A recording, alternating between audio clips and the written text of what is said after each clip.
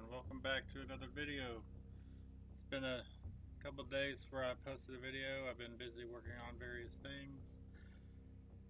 I spent quite a bit of time trying to do light mapping, and in the end decided that I'm going to go without doing any light mapping whatsoever. I had issues with shadow mask and baked indirect. I was able to get that work pretty well, but the thing is it didn't give me very much effect for the overhead cost of actually using a light map.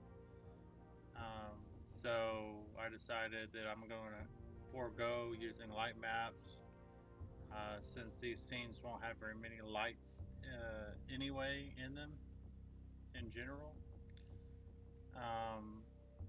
Some of the other things I've worked on is I have worked on the near collision avoidance system, and I've reworked that for capital ships, for all ships actually. So there's two different systems. There is for collision avoidance, there's a pathfinding system, which is a system that plots a path around objects, and then there's the near collision avoidance system that detects objects in a near proximity and applies physics forces to the ship to steer it around whatever is in its proximity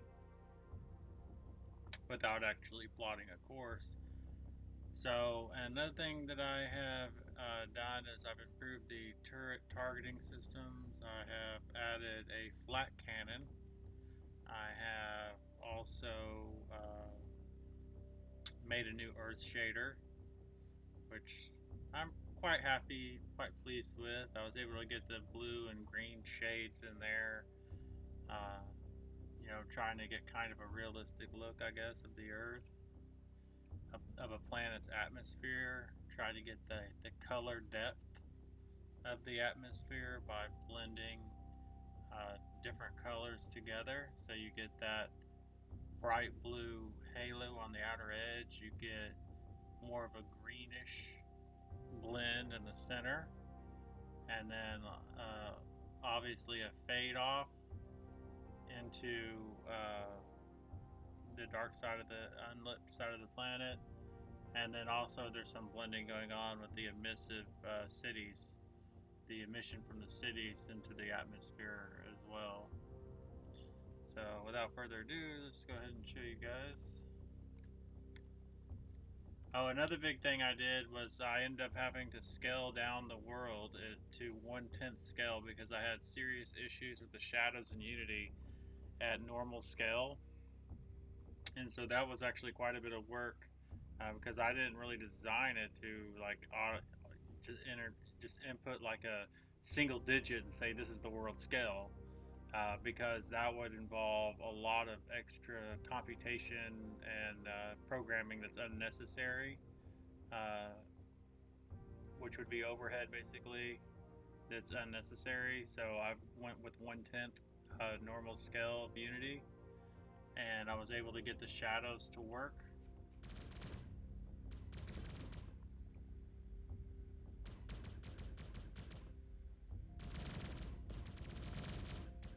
And here you can see I'm basically doing a test of the shadows uh, with an animated character. And there's also this is a spotlight coming down here onto the ship, and there's also a directional light obviously from the sun putting shadows. And I did have some issues with soft shadows, so I went with hard shadows. And here you can see the flak cannons.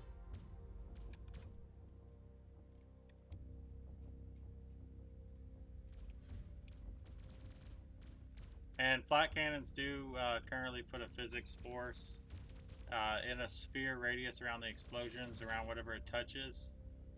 I'm still working on that, trying to get kind of a somewhat of a realistic physics effect, like pushing the ship away from the center of the explosion based upon distance and putting a slight random roll on the ship is what I'm aiming to do.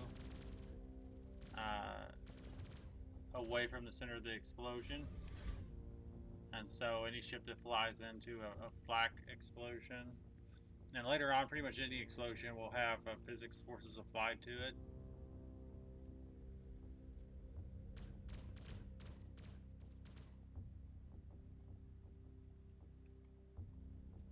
And then here's top-down view.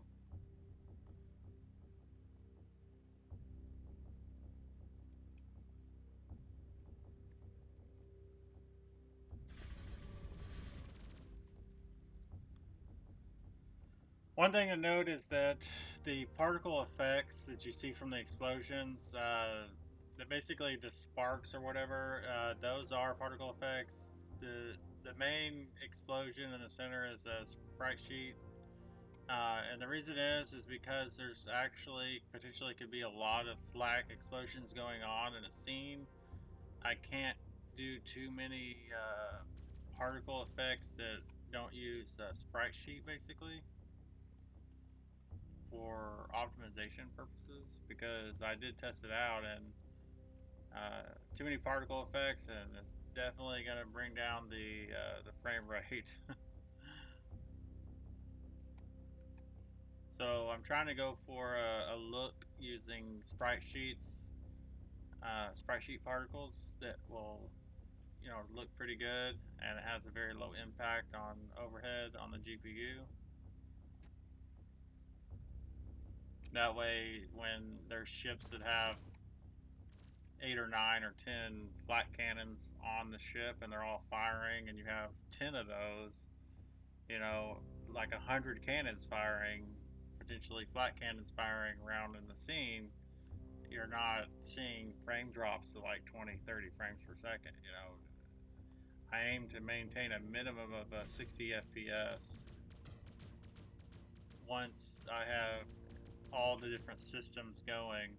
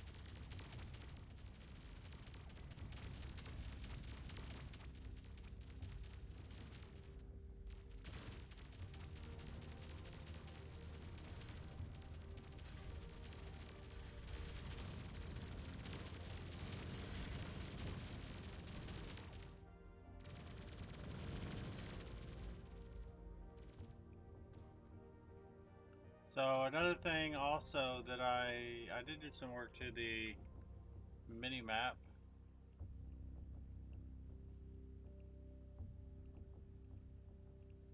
I can remove various ships and just view the fighter craft. I can also hold down right click and move around. I can zoom out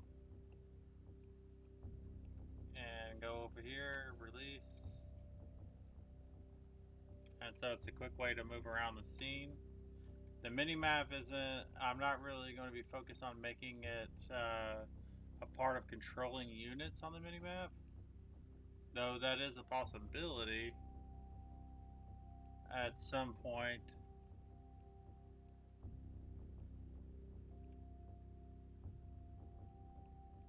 But it's more a way to navigate around quickly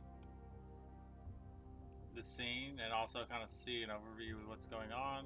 And then also this is the zoom reset basically button right here.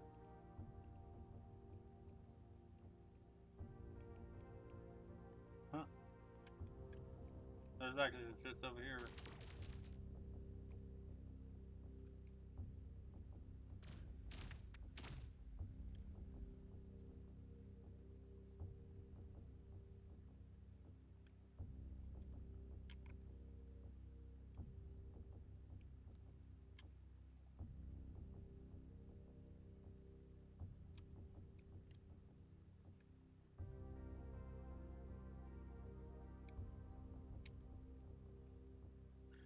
And as you can see, the capital ships are navigating around the station as they should be doing.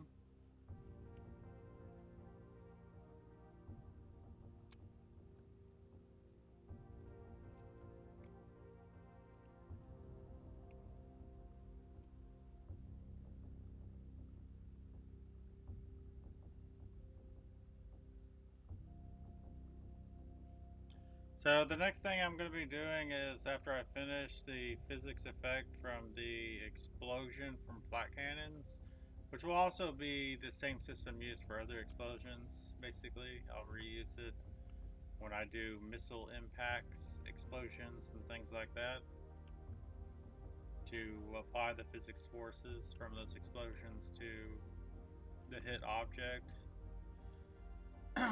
But after that, I'm going to be doing two different new weapons turrets, which is a single fire missile turret and a swarm missile turret.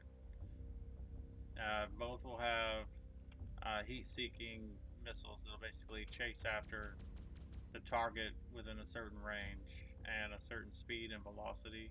So I can basically create different types of missiles, basically, that have different speeds, velocities, even potentially accuracy.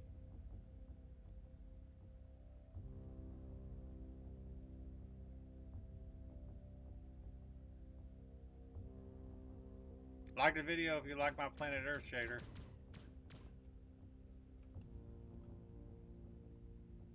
We can fly.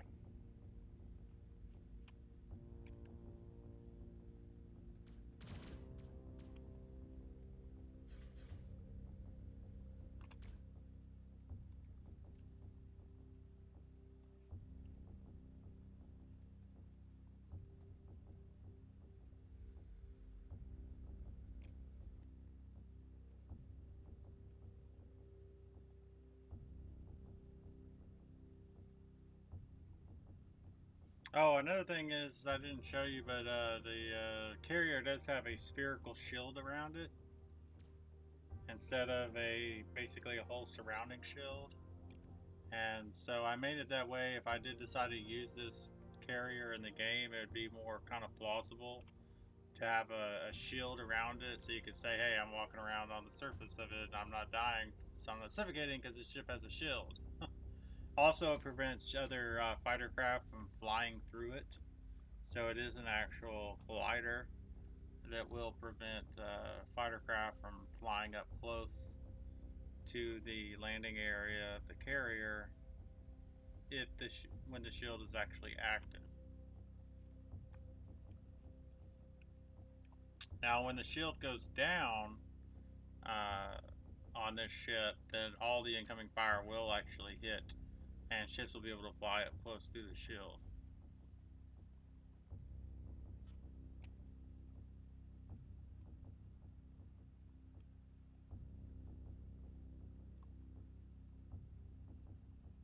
Thanks for watching, guys.